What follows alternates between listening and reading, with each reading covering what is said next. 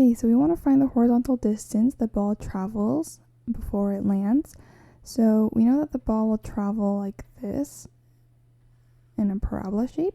So to find the distance, we need to find the distance between here and here. So this is where the ball starts, and then it goes around, and then it'll land here. So we need to find the distance between the two intercepts. So in the last part, part B, we found the intercept form to be negative 0.04 d times d minus 38. So we can find our intercepts now, d at 0 and d minus 38 at 0. So d will equal 38.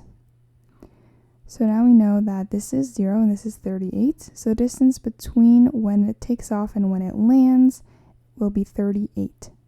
So therefore, horizontal distance